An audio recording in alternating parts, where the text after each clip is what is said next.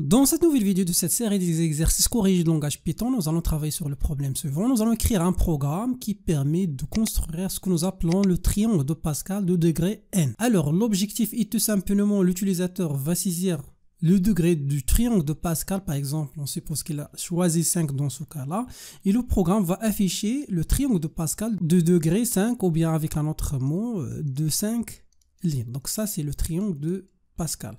Avant de passer à la solution, je vous donne la méthode qu'on va suivre. Alors d'abord, l'utilisateur, bien sûr, doit saisir la valeur de n, c'est le degré du triangle du Pascal. On suppose qu'il a choisi 7. Alors l'objectif final est de tracer ce triangle-là. Alors comme vous voyez là, toujours un triangle de Pascal possède la valeur 1 au niveau des cases de la première colonne. Donc comme vous voyez là, toutes ces valeurs-là sont à 1. Et après la dernière valeur pour chaque ligne, ou bien au niveau de chaque ligne, est aussi 1. Et pour les autres valeurs, elles seront calculées de la manière suivante. Alors, cette valeur-là sera calculée en utilisant cette valeur et cette valeur, c'est-à-dire l'addition des deux. Donc 1 plus 1, ce qui va nous donner, dans ce cas-là, 2. Et pareil pour cette valeur, 1 plus 2, c'est 3. Et pour cette valeur-là, toujours on utilise la valeur de la même colonne de la ligne précédente et cette valeur, donc normalement c'est juste avant cette valeur-là, mais toujours dans la même ligne. Alors là, par exemple, 2 plus 1, ce qui va nous donner normalement, dans ce cas-là, c'est 3. Jusqu'à la fin, par exemple, là, pour calculer cette valeur, on utilise toujours la valeur de la même colonne dans la ligne précédente, plus cette valeur-là, 5, ce qui va donner dans ce cas-là la valeur 6. Alors, ça, c'est l'explication du triangle de Pascal et comment le calculer. Maintenant, nous allons penser à comment faire ça à l'aide du langage Python. Alors, on suppose que ça, c'est une matrice ou bien une liste à 2 dimensions et le nom de cette liste-là, c'est P. Alors, comment tracer cette matrice-là ou bien cette liste à 2 dimensions? Bien sûr, on va utiliser là, comme l'habitude, une boucle qui va commencer de 0 jusqu'à 6. Ou bien, d'une façon générale, la valeur n saisie par l'utilisateur. Donc là, 6, 7, 7 moins 1, c'est 6.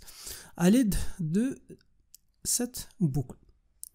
C'est bon maintenant pour les lignes. Maintenant, notre objectif est de calculer les valeurs du triangle de Pascal pour chaque colonne. Alors, comment faire ça? Alors, pour chaque ligne, on va... Donc ça, c'est lorsqu'on exécute les instructions de cette boucle-là, pour chaque ligne, on va créer une autre liste. C'est une liste à une seule dimension. Donc là, c'est le nom de cette liste-là, c'est ligne. Au départ, c'est vide. Et on va essayer de remplir cette liste-là avec les éléments de chaque ligne de la matrice. Et puis, vers la fin, et avant de passer à l'instruction suivante, par exemple, lorsqu'on travaille ici au niveau de la ligne 3 et nous voulons passer à la ligne 4, normalement, la ligne est déjà remplie avec ces éléments-là. Il faut l'ajouter au niveau de la matrice P et puis il faut passer à la ligne suivante, la ligne 4, pour remplir la liste ligne avec les éléments de cette ligne-là. Maintenant, la question, c'est de comment calculer automatiquement ces valeurs-là, les ajouter au niveau de la matrice P, quelle que soit la valeur de n. Alors, comme vous voyez là, toujours les valeurs de la première colonne de cette matrice-là, ou bien cette liste-là, est 1. Alors, ce qu'il faut faire à chaque fois, ajouter, donc, comme première valeur de cette liste-là, la valeur 1. Maintenant, comment faire pour le reste? Pour le reste, on sait déjà que la valeur finale, ou bien la dernière valeur qui doit être ajoutée à la ligne, c'est la valeur aussi 1. Alors, nous pouvons l'ajouter, mais comme dernière valeur. Maintenant, comment faire pour ajouter ces valeurs-là, ou bien les calculer d'une façon automatique et les ajouter entre cette valeur et entre cette valeur au niveau de la liste ligne. Alors, comment faire ça? C'est très très simple. On va utiliser une deuxième boucle.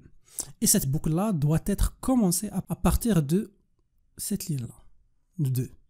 Alors, au niveau de cette ligne-là, la ligne 2, donc le nombre de répétitions, c'est une seule répétition pour calculer la valeur 2. Pour la ligne suivante, il y aura 2 répétitions. Pour la ligne 4, il y aura 3, 4 jusqu'à la dernière ligne où nous aurons 5 répétitions nécessaires pour calculer ces valeurs-là. Nous pouvons maintenant ajouter une deuxième boucle, c'est une boucle imbriquée avec G range in, dans ce cas-là, range 1 jusqu'à la valeur de I. Je vous donne un exemple pour cette ligne-là. Donc la valeur de G normalement sera 1. Donc ça c'est la première répétition jusqu'à la valeur de I. La valeur de I c'est 2. 2 moins 1, ce qui va nous donner 1 et il y aura une seule répétition. Pareil pour 2, donc de 1 jusqu'à 3. Là, 3 moins 1 c'est 2, donc 1 de 2 répétitions. Et ainsi de suite jusqu'à la fin. Avant de continuer, je vais juste récapituler. Donc il y aura la première boucle qui va contenir toutes ces instructions. On commence là avec la déclaration de ligne, on ajoute la valeur 1 et la dernière valeur à ajouter dans la ligne I1 et après on ajoute la ligne à la matrice P. Mais il nous reste comment faire pour calculer le reste des valeurs qui seront stockées dans ce cas-là, dans ces lignes-là ou bien à l'intérieur de triangle du Pascal. Alors l'idée c'est d'utiliser une deuxième boucle. C'est G in range 1 à I. Et après, l'étape suivante, c'est de calculer, par exemple, un élément. Par exemple, si nous voulons calculer cet élément-là. Alors, comment nous allons faire? Tout simplement, nous allons utiliser la formule suivante. On va prendre la valeur de P. Donc, déjà, la valeur de, dans ce cas-là, de I, c'est 3. Alors, on va prendre cette valeur-là, avec l'indice normalement de 1, 2, 1, plus cette valeur-là, c'est 2, 2. Et après, nous pouvons l'ajouter à la ligne. Ça, c'est ici et sera bien sûr lié à cette boucle-là. Voilà, donc d'une façon générale, nous pouvons utiliser la formule suivante, quelle que soit la valeur de cette partie-là. Par exemple, vous pouvez prendre n'importe quelle valeur, I, avec l'indice I, I, G, et appliquer par la suite cette formule. Vous prenez normalement la valeur de la même colonne, mais au niveau de la ligne précédente. Donc pour faire ça, c'est I moins 1. Et pour aller par exemple d'ici à là, ou bien pour avoir cette valeur, vous pouvez soustraire de G la valeur 1. Et automatiquement, vous aurez cette valeur-là. Et puis pour l'autre valeur, c'est tout simplement cette valeur qui est située au niveau de la même colonne, mais dans la ligne précédente. Donc il suffit juste de soustraire 1 de I et vous aurez cette valeur. Donc ça c'est la formule d'une façon générale. Il faut l'allier bien sûr avec cette boucle-là pour créer ou bien pour calculer toutes ces valeurs. Alors voilà, donc par exemple, vous pouvez prendre la valeur 6 et 3 et vous appliquez cette formule-là. Normalement, la valeur de I dans ce cas-là, c'est 6. 6 moins 1, c'est 5. Alors là, vous aurez 5. Pour G, vous aurez 2. Pour I, vous aurez 5. Et pour G, donc la valeur, c'est 3. Donc là, 5, 2. Et là, c'est donc la case 5, 3. Donc vous faisiez la somme et vous trouverez cette valeur-là qui sera ajoutée comme élément à la ligne qui sera bien sûr vers la fin ajouté à la matrice P. Voilà, donc par exemple dans ce cas-là c'est P5,2, P5,3 et voilà, donc ça c'est d'une façon générale. Mais ce qu'il faut faire, il faut faire attention, il faut lier cette valeur ou bien cette ligne-là avec cette boucle-là. Maintenant, essayez de proposer une solution pour cet exercice-là et par la suite, essayez de comparer ce que vous allez proposer avec la solution que je vais proposer maintenant. Maintenant, je vais passer à PyCharm. Alors, la première chose, on va demander à l'utilisateur de saisir la valeur de n. Alors, n, c'est la taille ou bien l'ordre de la matrice de Pascal. Alors, doit être un nombre entier, input. Après, donc, on va dire à l'utilisateur, après, il faut faire attention parce que la valeur de n doit être supérieure à 1, strictement supérieure à 1. Sinon, on ne peut pas tracer le triangle de Pascal. Pour faire ça, ou bien pour forcer l'utilisateur à saisir une valeur supérieure à 1, vous pouvez utiliser la technique suivante, donc while true, et après, donc, on va exécuter jusqu'à l'infini cette demande, mais on peut sortir si on a une valeur de n strictement supérieure à 1. Ça, c'est une méthode qui permet de forcer l'utilisateur à saisir une valeur souhaitée, donc la valeur souhaitée là, c'est une valeur strictement supérieure à 1. Voilà, donc ça c'est la première partie. Donc la deuxième partie, on va utiliser une donc matrice ou bien une liste à 2 dimensions P. Donc il faut l'initialiser avec vide au départ. Et après, on va écrire notre première boucle. Donc vous vous rappelez que la première boucle, c'est la boucle qui permet de passer d'une ligne à l'autre. Donc for i in range, donc la valeur n. Alors automatiquement, vous aurez une matrice ou bien un triangle de Pascal avec n lignes. Après la partie suivante, il faut déclarer une liste à une seule dimension. Cette fois, il doit être vide. Voilà. Et après, ce qu'il faut faire, il faut ajouter comme première valeur ou bien première valeur à cette liste-là, la valeur, comme on a vu au niveau de l'explication, c'est la valeur 1. C'est en fait la première valeur de chaque ligne. Et la dernière valeur à ajouter au niveau de cette liste-là, c'est aussi la valeur 1. Et entre les deux, ce qu'il faut faire, tout simplement, il faut utiliser une boucle for g in, cette fois range, à partir de 1 jusqu'à cette fois i.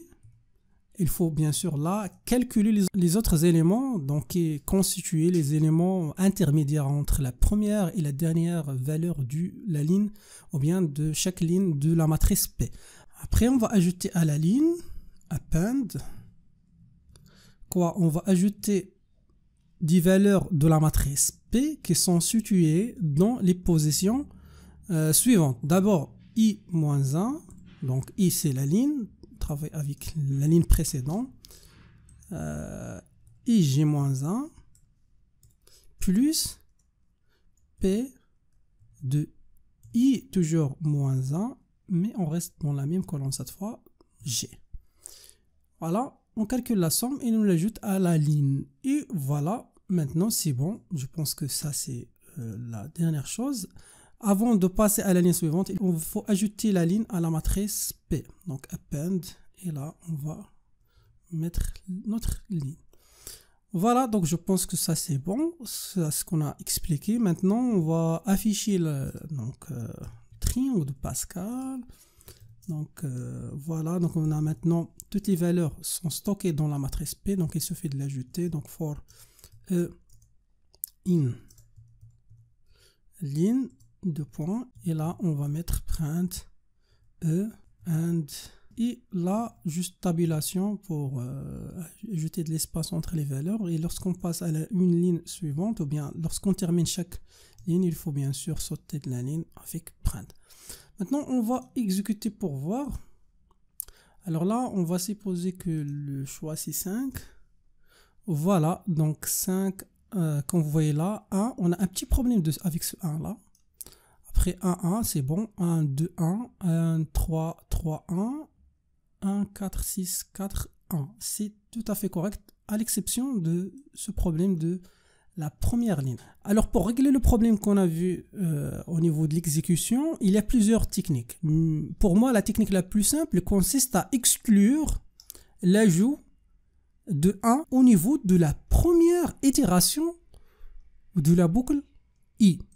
Et automatiquement, vous aurez une seule fois l'ajout de 1 à la ligne. Alors, comment faire ça?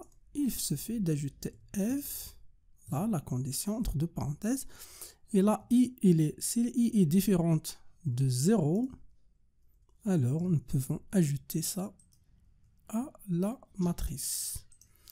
Maintenant, nous allons écrire 9. Et voilà, ça c'est le triangle du Pascal d'ordre 9. Donc vous pouvez tester avec d'autres valeurs. Si vous saisissez par exemple moins 3, moins 4, toujours vous aurez cette demande de saisir une valeur, voilà, supérieure à 1. Voilà, donc vous pouvez exécuter ça plusieurs fois. Donc si vous mettez par exemple 12, vous aurez ce triangle de Pascal d'ordre 12. Et voilà, ça c'est la fin de cette vidéo. Si vous avez d'autres solutions, d'autres propositions pour tracer le triangle du Pascal à l'aide du langage Python, merci de les partager dans la section des commentaires.